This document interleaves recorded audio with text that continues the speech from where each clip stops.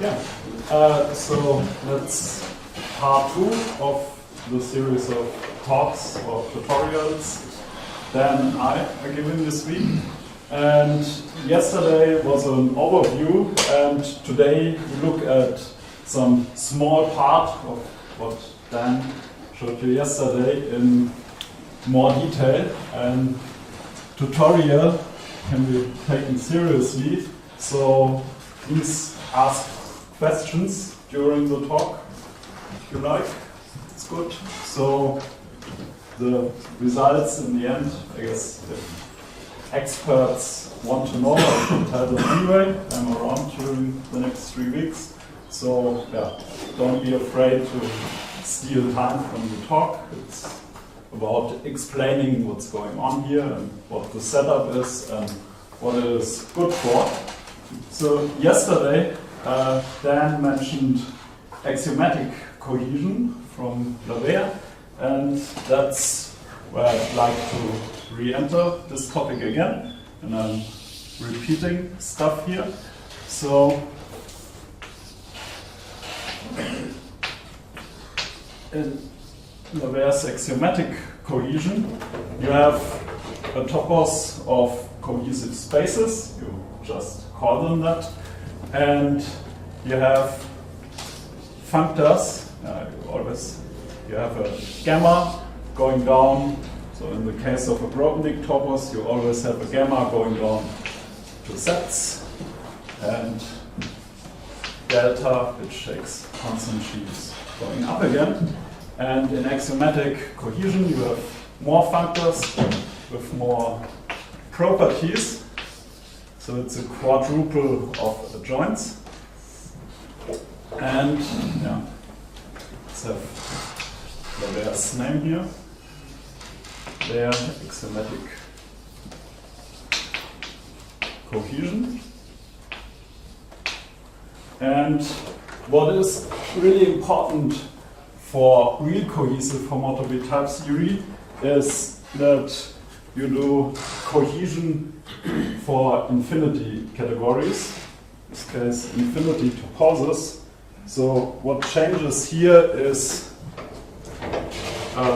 not much changes here. So for example, the delta is still a functor that takes a sheavifies a constant sheaf, but you don't start with sets. You take infinity groupoids instead, and you can keep the names, still have the same names except for the pi naught. It's better named pi infinity here because it's not anymore the set of connected components. It's the fundamental infinity groupoid of a space up here. And for the cohesive spaces up here, you can think of, for the whole talk, I guess, as topological spaces, at least in this setting. But in the infinity setting, there comes some extra stuff, but it's something I'm going to give you an idea about quite soon. So here we have a fundamental infinity groupoid of a space. And that's very useful because it allows us to relate topological spaces with their homotopy types. So in homotopy theory, it's very common to identify these two things, and it makes it really hard to explain what I'm doing here to homotopy theories because they are used to identify topological spaces with the homotopy types, but that's really something different. For example, there are a lot of contractible topological spaces. For example, the real line with Euclidean geometry. Topology is contractible, and R to the n is contractible, a one-point space is contractible. They all have the same homotopy type, namely the trivial one, the unit type.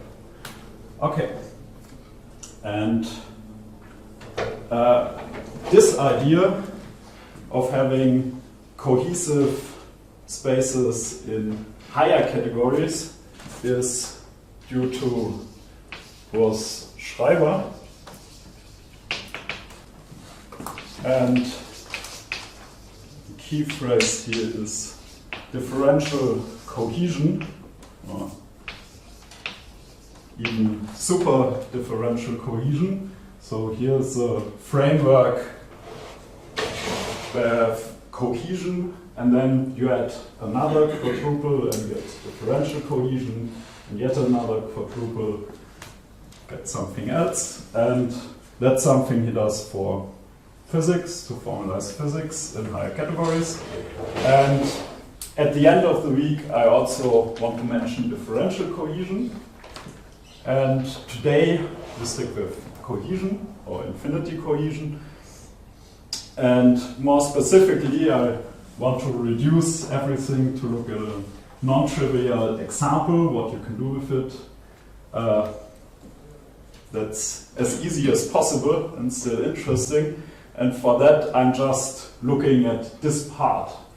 So if you have here delta after pi will be called shape. And you can make it even more simpler if you don't take the whole fundamental infinity groupoid, but cut off at level 1 and just take the fundamental groupoid. And I guess that's something we all have some very concrete ideas about what it looks like. And that's already quite interesting, and it's already something you can't do in usual cohesion, because here you're just at level 0, and we're today going up to level 1 and see how this might help. Okay, so let's try to draw a landscape. So that's cohesive spaces or cohesive types, and it's good that it's big because it's good to think about it as some domain of discourse that's somewhat bigger than usual HoTT, because you have more types you can distinguish, you have more things you can do, and somehow you're talking about more things at once. And in here are supposed to sit topological spaces,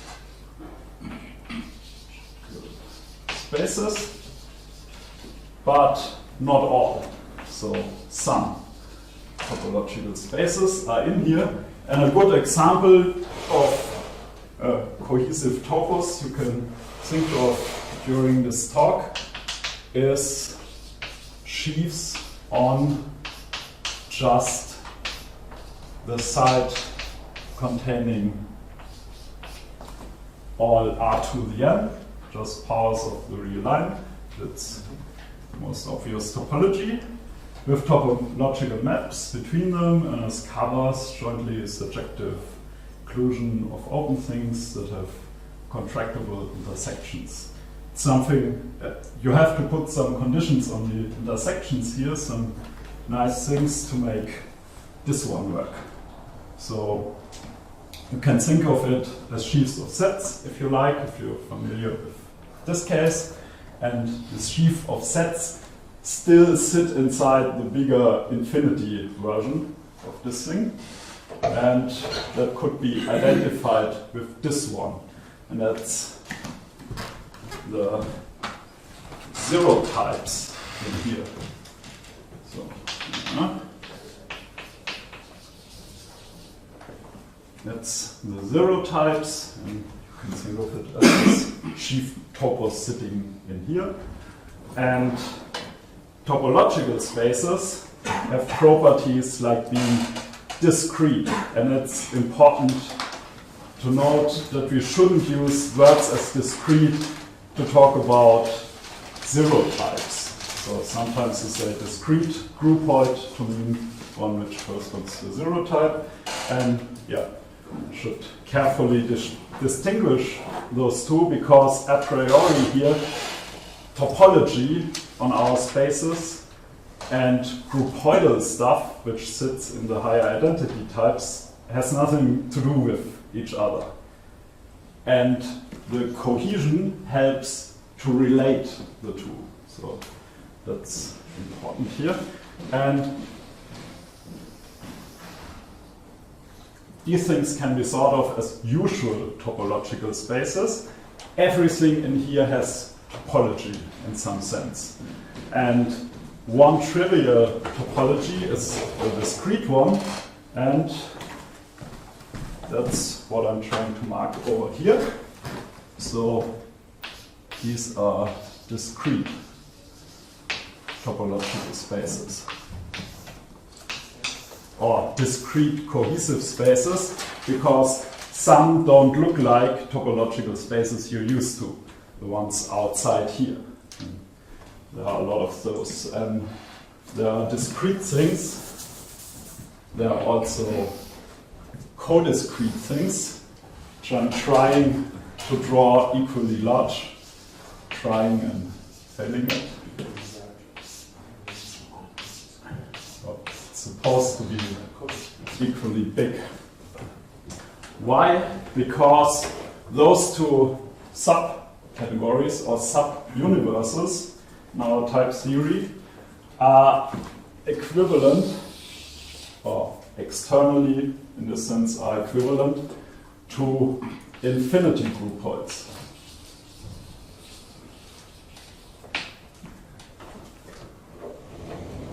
And so it sits one time in here and another time in here.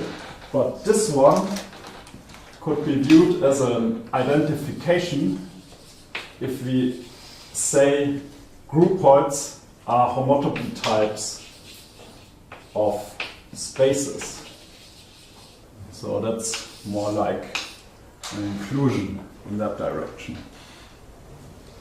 Okay, so let me give you some examples. So what we assume to exist here, or what we can construct in my setting as the Dedekind reals, is the real line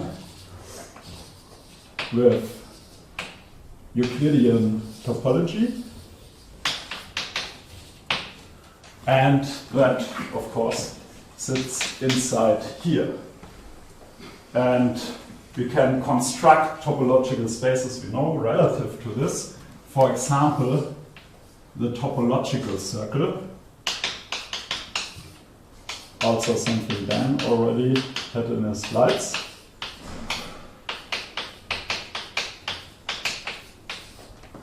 All points of distance 1 from the origin, and that's also in here.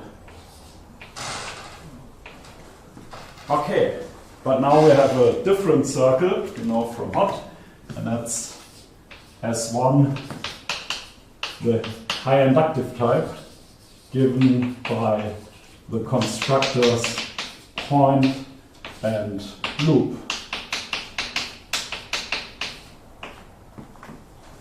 And that's where? It's everywhere. Here. So it's a one type, those are the zero types, and it's discrete. But shouldn't you first shouldn't you first interpret it in a model of the type theory where you formulate it? It's just syntax that you're writing there, and that is a semantical picture. So we need an interpretation of the syntax, and then it may, as we learned yesterday, it may not be the same interpretation for all of the circle in the different models.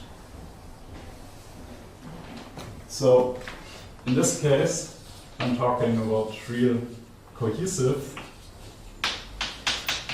homotopy type theory, and yeah, we always know it's a one type, and in this setup we can also show that it's discrete. And then we also know for sure that those two are certainly different.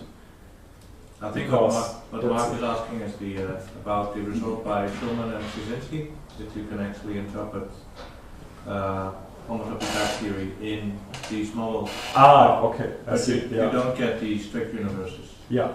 So, yeah, that's so. What we like to know here is an interpretation result is just a conjecture so far. Yeah. That's something I should note here. Thank you. Lots of theorem, is it? No, I want strict univalence. So that's what I want. With weak univalence, it's a weak universe, weak univalence. It's a theory. Yeah. Earlier, I think maybe you did not say this intentionally, but so I would just like to clarify. You said we can construct the real line. So I understand you're working in sort of an internal language of this thing. So are you taking, which may be a point worth making, so as long as we're working in the internal language of this thing, we don't have to worry about the interpretation of the syntax of the circle. The circle is just there. And it has the correct universal property. So you can completely sidestep any question about interpretation here, I think. But the question I have is, the real line, so you can construct the real line. Do you intend to say that in the language that you're using, you will also be able to construct the real line? Or is the real line taken as one of the basic types that exists in there? Here in the setup, it's internally constructed, and later Mike in his three-cohesive type theory puts in an axiom which relates it to the cohesive structure. Okay, so you construct the reals as the Dedekind real system, and then you have an extra axiom characterizing the cohesiveness. Yeah. The cohesion. Yeah. Yes. Thank you. Yeah. Thank you. Yeah. Does they write omega groupoids? So if it's internal in HoTT, isn't an omega groupoid just a type? The same question again. Good question. Yeah, so in HoTT you're used to thinking of types as infinity groupoids because you have infinity groupoidal structure on them, but you can still have a type theory where two types in some... well, no, that's not good to say in this way.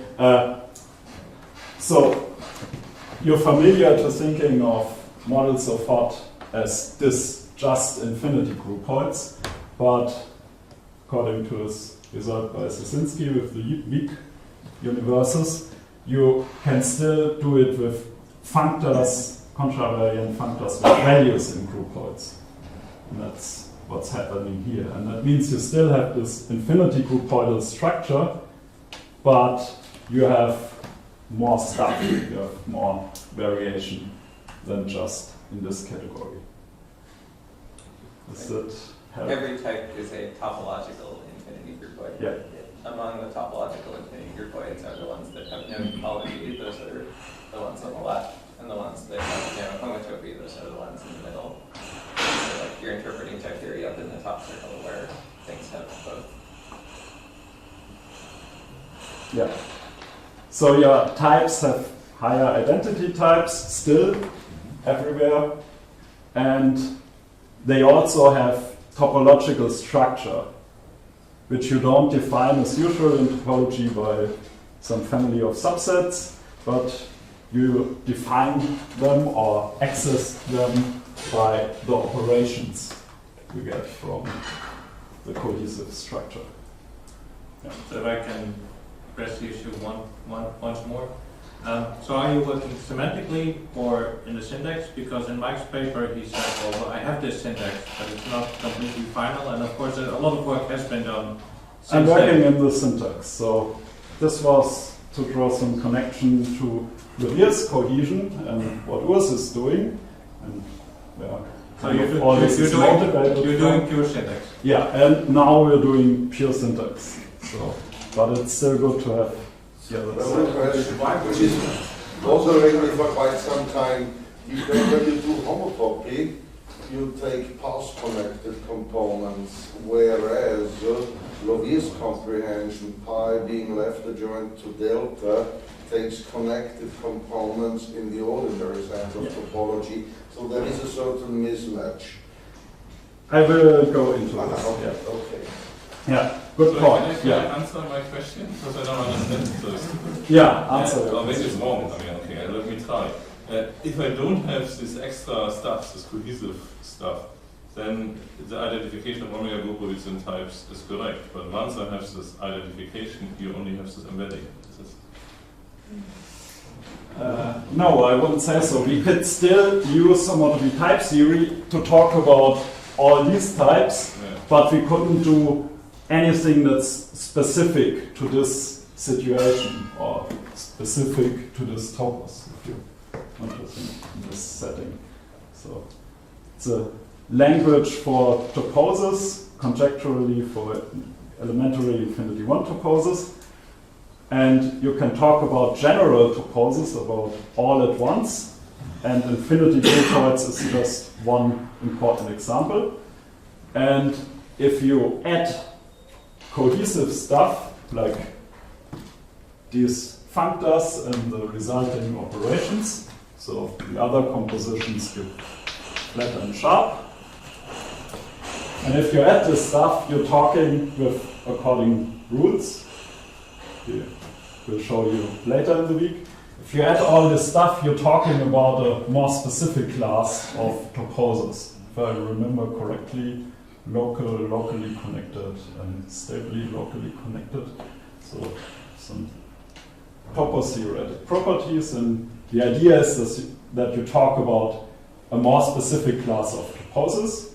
And in this case, it's even more specific because Mike relates it, the cohesion, to the real line, constructed internally as the Dedekind trees. Okay.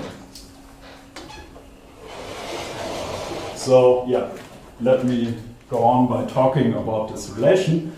So, we have this shape functor, and that's precisely what relates the topological spaces to their homotopy types. So we should have, and that's more or less how the property that defines the relation between shape and R that Mike uses. And we should also have the shape of the topological circle is the homotopical circle. It's a homotopy type. Okay, and just to indicate that this is something you can just do in a higher topos and in an ordinary one, is here,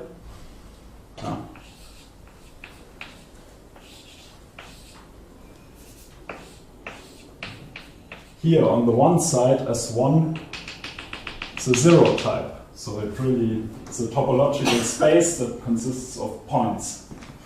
And over here, you have something homotopical. So here it's a constant sheaf, which is constantly the groupoid S1, which means it's a big point which freely equals itself. So it's something very different, and it might be surprising that you have an interesting map like this, which you have, because shape is like a monad, and there's a map which is like its unit. And one way for more practiced people, I guess, to see how this map can be non-trivial or non-constant is if you think of the circle as a colimit, then you get a universal property which tells you have to give a map, maybe on open subsets, separately, and on the intersections you have to give equality between the images. So, and you have some choice of equality here. That gives you non-trivial maps, but I'm planning to do more on this, why this one holds during on tomorrow. Okay. So, since this, I think, is something quite weird and surprising, I want to spend some more time explaining how the groupoids sit in here. So, okay. So here is something very familiar, of course. It's one groupoid. Maybe let's just draw it here. Okay, so inside here sit the one groupoids.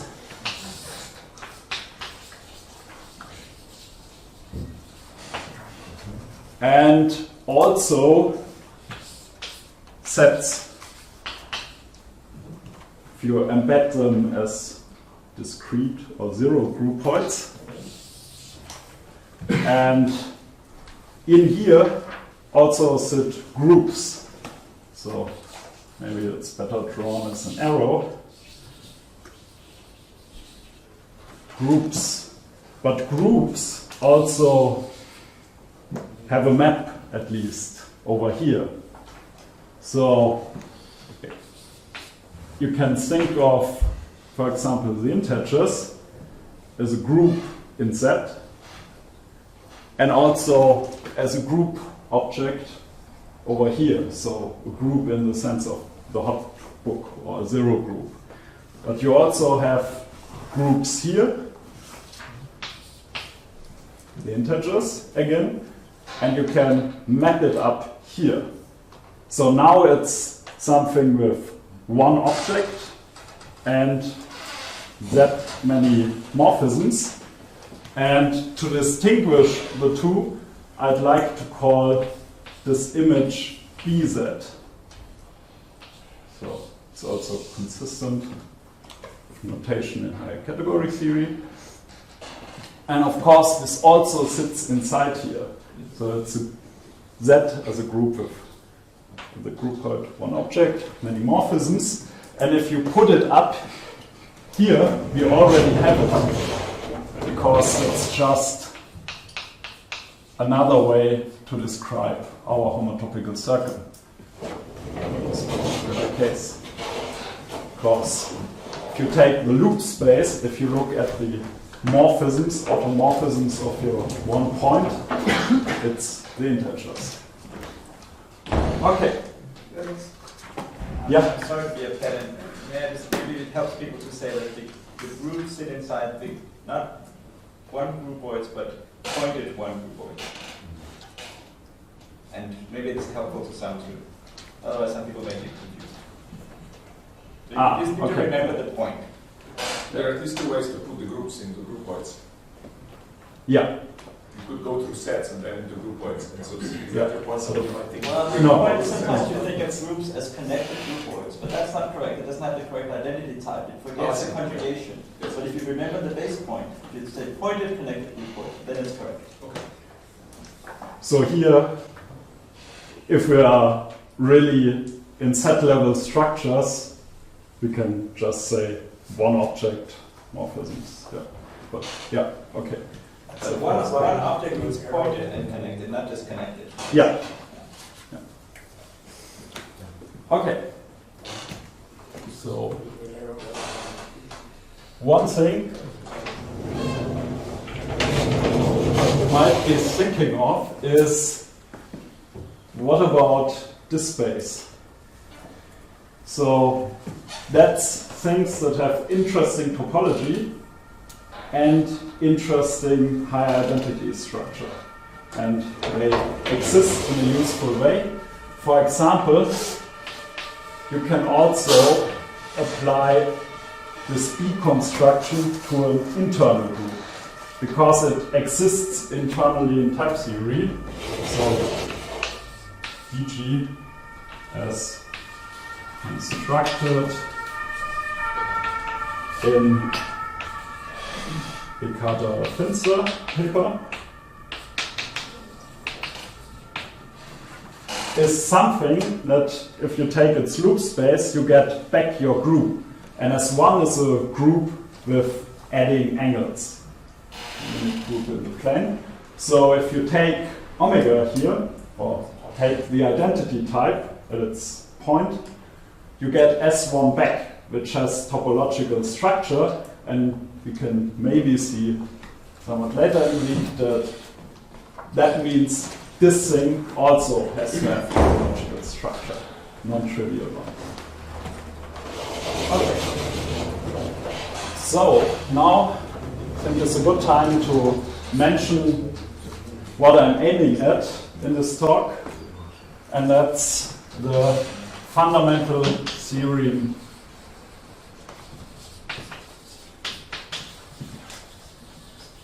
of covering theory.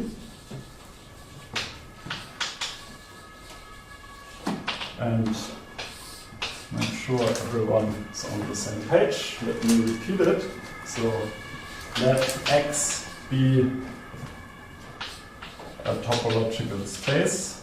So later it will of course be some type or type series. So it's just to remind of the classical thing. Topological space with extra properties, which we don't care about here. Then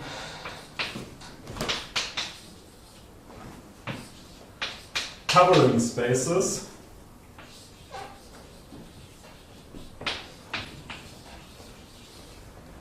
which means that F is trivial locally, in some sense.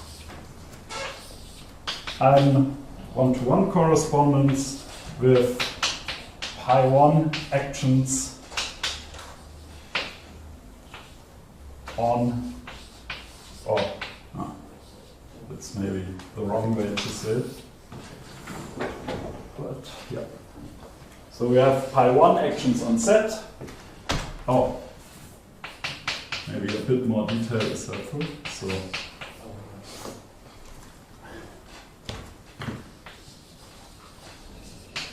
connected pointed. So we have a connected pointed space, we can build its fundamental group, and then we can look at actions on sets, and from an action we can construct a covering, and from a covering we get an action. So basically by transport, which you might know from monotopy type theory, but more correctly here it's called monotopy. Okay, and this side I'd like to modify a bit. So, like category theory, I guess you have seen at some point that you can encode an action of a group on some object in a category as a map from the group as a one-object group point to this category. So here we map into sets. And that's how the actions will appear later. Okay. So there's equivalences of categories? Yeah. Category of covering spaces is equivalent to the category of set with pi1 action. Yeah. And this is rewriting this. Okay. So how do we get to E of a fundamental group? In this case, it's already built in the theory. So fits. If we say X is, no, let's not say it. So first we can make a definition.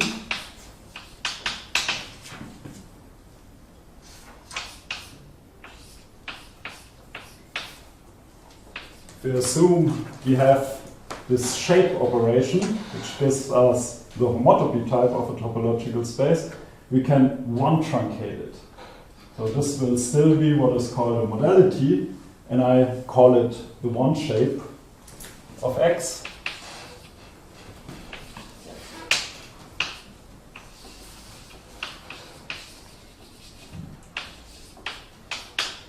And in particular, if this turns out to be connected, then it's B of the fundamental group. So we already have some access to this side. So X connected as a topological space, which means its one shape or its shape is connected in the homotopy type theory sense. So then we have one shape of X, is B of, or connected pointed, I should say correctly, because it does matter. And we already have B of this fundamental group. Okay, so now I remove something.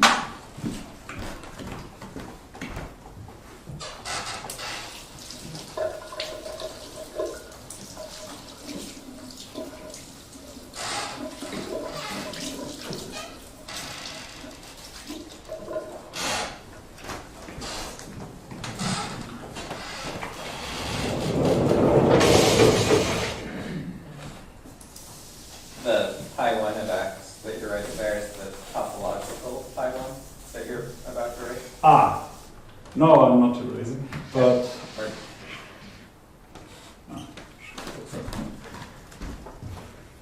so, yeah, important point.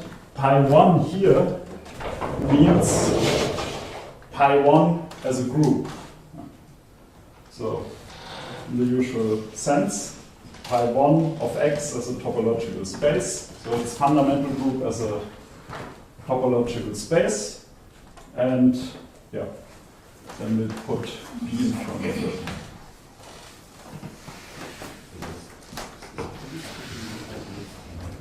And it's not, to make this precise, maybe I should note that this part is imprecise because it's not meant to be an internal statement. It's meant as a help, what you should think of, the one shape of some topological space. Okay.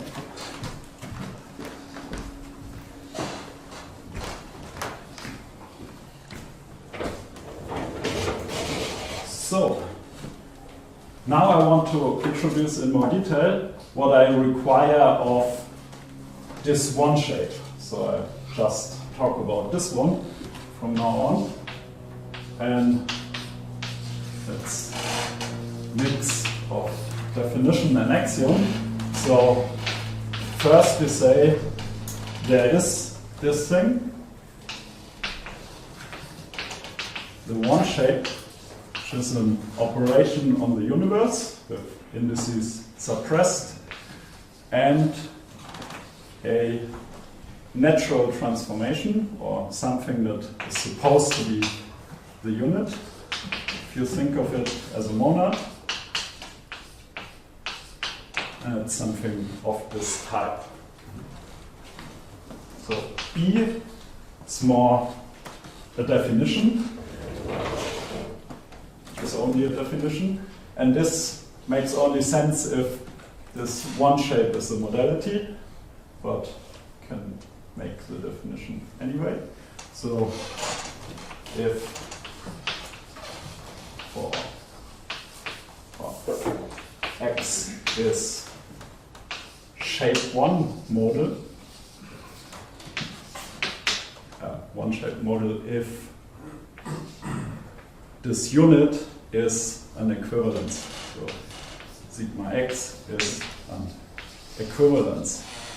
And what you should have in mind for these axioms and definition, and the last part now, is the situation that you have,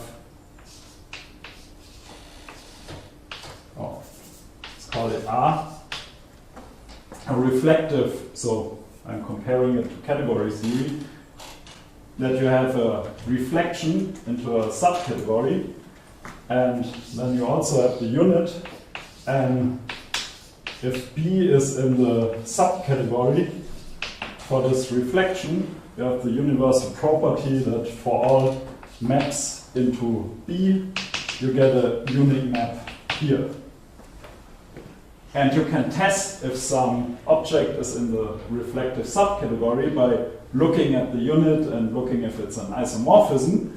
And that's what this definition is about. So one shape reflects into some sub-universe, so to some specific part of this plane. So if you take one type here, this will be the image of one shape. it's discrete and it's a one type. That's very similar to this situation. And now we have kind of set what the subuniverse is, or what types belong to it, and now we can say what the universal properties of this reflector is, what the modality should be. And for this you can rephrase this universal property as an equivalence given by precomposition of the unit. And that's something we make here, but in a more general way. So it turned out that for this functors in the models, you have stronger things, which allows you to make this equivalence, this function types, dependent function types. So you have something which looks like a lim and compute, or what type of things like we call it. Not so firm in this. So what does it look like? Instead of functions here, you have a dependent type for all, it's not call it E, call it E. For all E, such that its image is modal.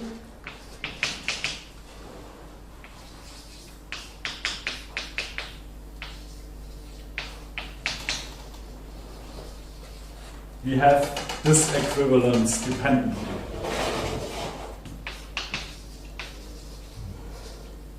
The map given by precomposition here, going from dependent functions on the one shape to dependent functions with values in the precomposition of this dependent type with sigma.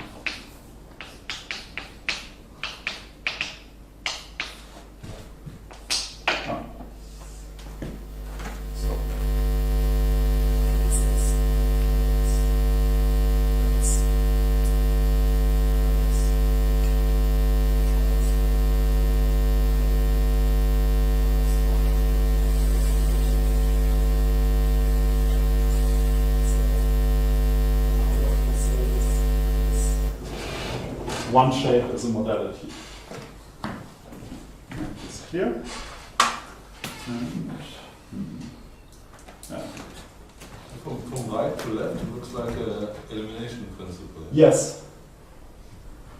But it's a bit different because you require something of your dependent type so that all its values are modal. It's slightly different. But everything else is like an elimination.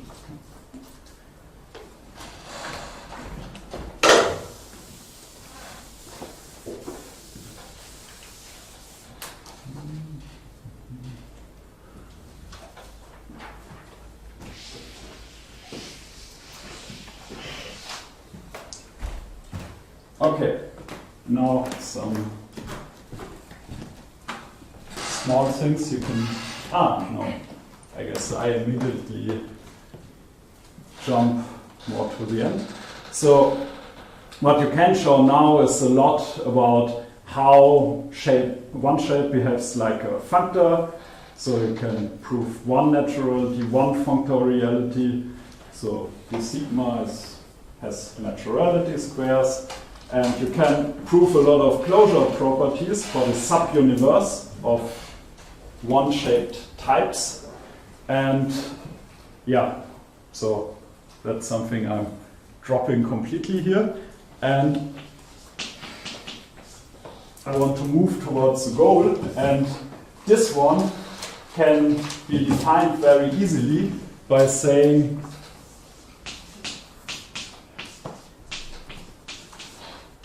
oh, no, that's not good to switch x and y. So you look at the naturality square, which I just told you exists, and ask if it's a pullback. So you can internally define what a pullback is in homotopy type theory, which is a lot like, you know, from category theory, and then you can say some square is a pullback square. It's a bit more subtle because it can commute in different ways, but it works pretty nice still. And that's already the definition. F is a covering space if this is a pullback square.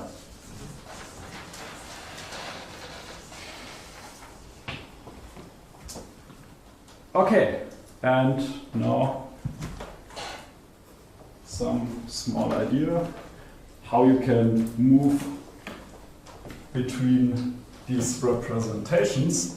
So there's a slight difference because here will be the modal types, and these are discrete one types. So sets are just zero types.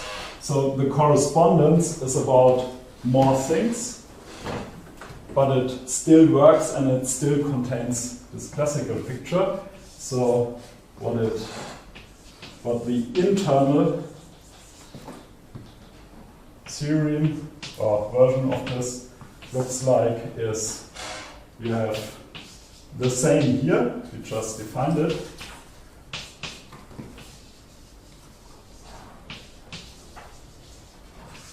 And over here, you have maps from the one shape of X to the discrete one types. And that's something you can view as actions.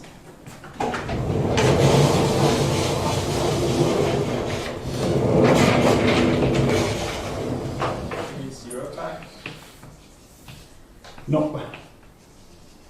Actions of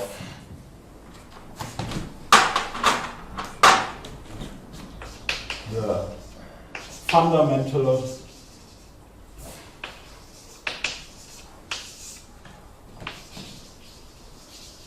groupoid of X on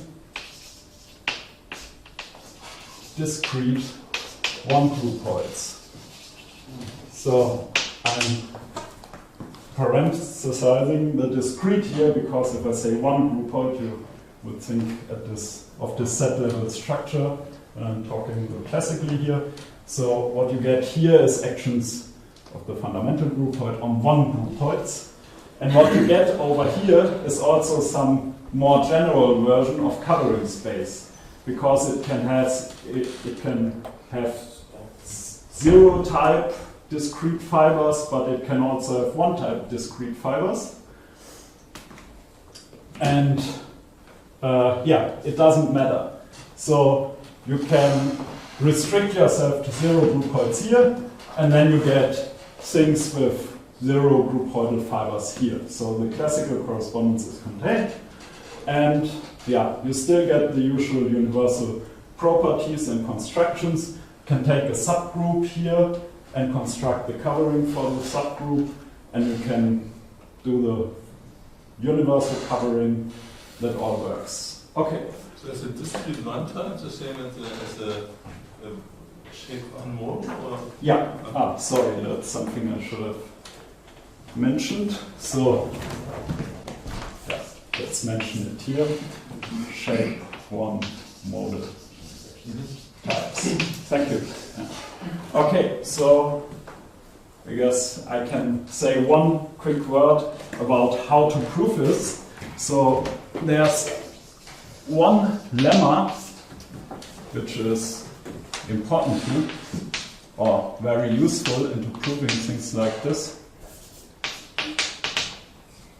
If you have a dependent type on the shape X with arbitrary values, you can show the following holds.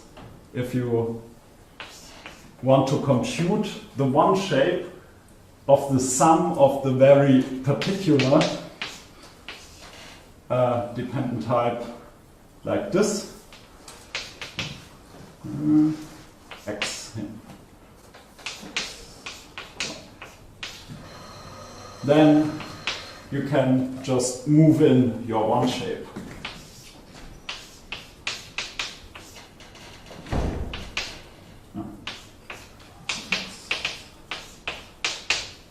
Yeah, like this. So that's computable, and since you can kind of use that you can build pullbacks by just applying some map and summing over this map here and there. So you kind of use that pullbacks are substitutions in some way. And then you can use this formula to compute that if you go back and forth here, you get the same thing. Yeah. And this formula, so one important point for me in this whole story is that it's very easy if you compare it to the classical picture. So if you usually prove something in covering theory, it has to do a lot with topology. So you have to know about maybe Lebesgue numbers and stuff like that. You have to do a lot. And here, all this complexity, this topological one, is in the cohesive structure. So that's hidden away. And here you just see the essential things. So when you look at how you construct covers here, it still looks like the textbook pictures, how you should think of constructing a cover, but here there's not really much more to it. So that's something I like, and that's this formula you can just prove by taking this property of a modality down here and currying a bit and doing stuff like this, just working with universal properties in some sense, and then you're done. And you have the important technical tool which allows you to see everything here. Okay, I guess I should stop.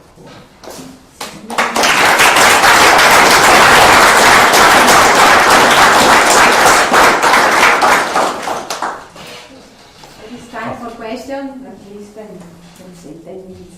Have you and Egbert written down this new result about covering spaces? That you Yeah, presented today? Egbert has written it down, so that's also some interesting point here. At CMU I was talking about that some constructions seem to give you covering spaces and about this stuff, and Egbert, who I don't know how much he cares about topological stacks, but he just from his knowledge about abstract modalities could easily write down this correspondence. So this is joint work with Egbert Reike, and yeah, something.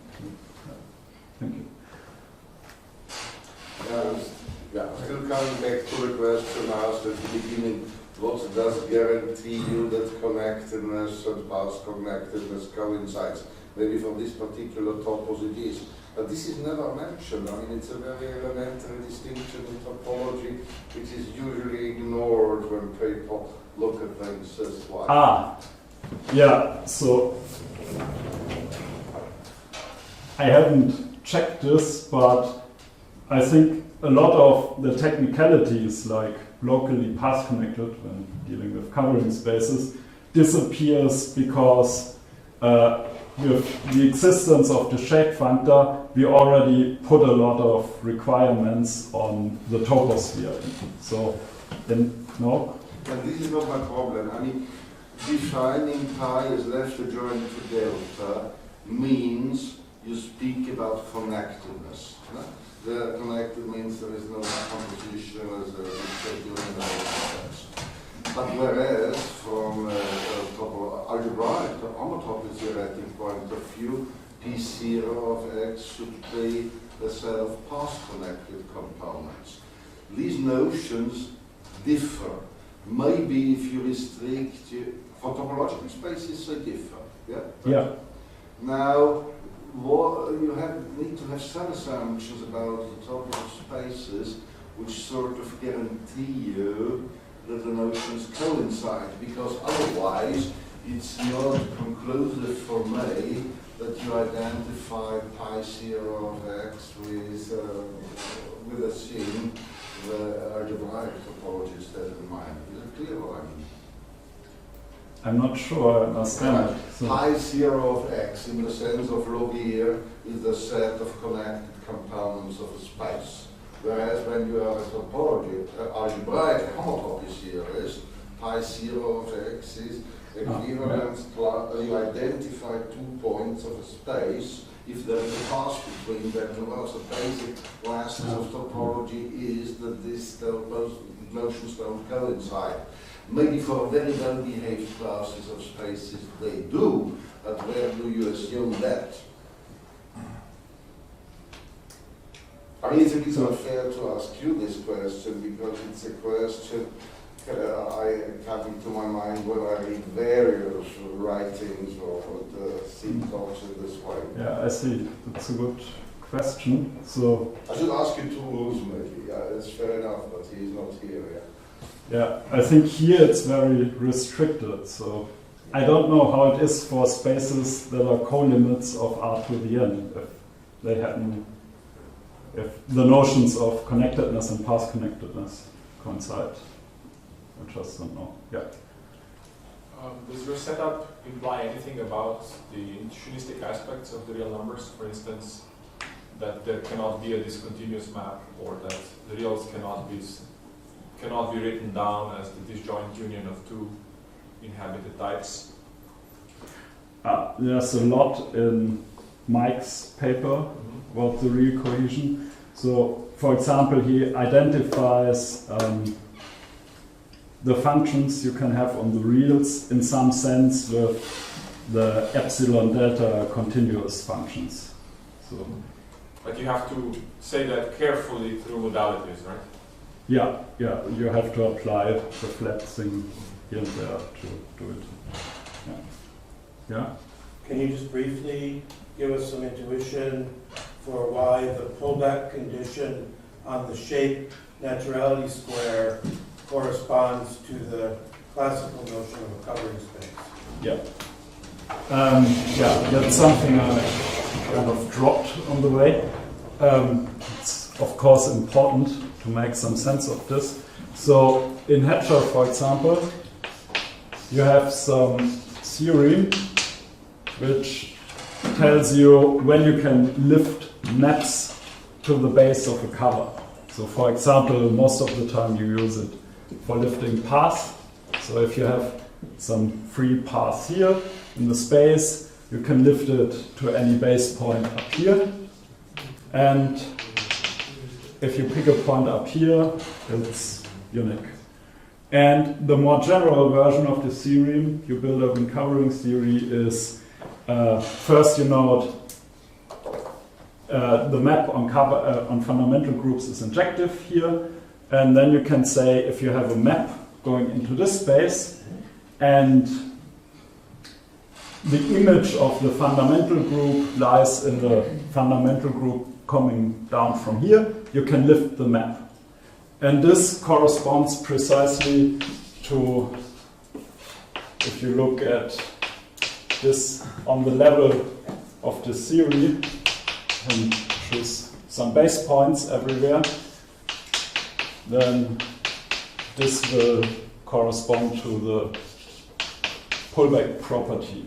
So this condition that the fundamental group mapped from here lies into this fundamental group is that if you have a cone for the pullback, then this turns out to mean that you can lift, right? What does it look like? We have a map here. You get a map here anyway, and that's the. Now I'm confused. If you have a covering space, then you want to show it as a pullback property, and you use this universal property to get a map here, and that's something you can work out here with the universal property of a modality, and yeah, some other things. So. I'm just trying to understand something, I guess. In this lemma you stated at the end, because I don't really understand what the one truncation does, but without the one truncation, it looks as if it says colimits commute with colimits. Is it at that kind of level? No. No, it's a bit different. So first, it's something that holds for any modality, which means in category theory language reflection plus some extra properties. You can extend it to slices in some nice way. And that's something that holds for any modality. And something more specific you can conclude from this is that your functor commutes with products. So if you have a reflection, and that's a dependent product, so you have a little bit of dependency in some very special way you can have in these products. That's what this formula is So about. this kind of reflects the fact that in kind of somehow in infinity category theory, you're getting some commutation of limits and colimits that you wouldn't get in ordinary category theory. Mm. I mean, I'm not sure about an it. ordinary R isn't going to have this excellent property which goes back to Brian Day, after all. But you're saying in this case it would, just as it's reflection. In ordinary category theory, the reflection isn't going to. No, it's always R reflection plus extra properties. That's not for general reflection. Also in infinity category theory. It's part of the axioms of Rovier's axioms of cohesion that the reflector also preserves products, which you did not say, but Rovier that's right. Fiber. It's a fiber. Yeah. Fibrational.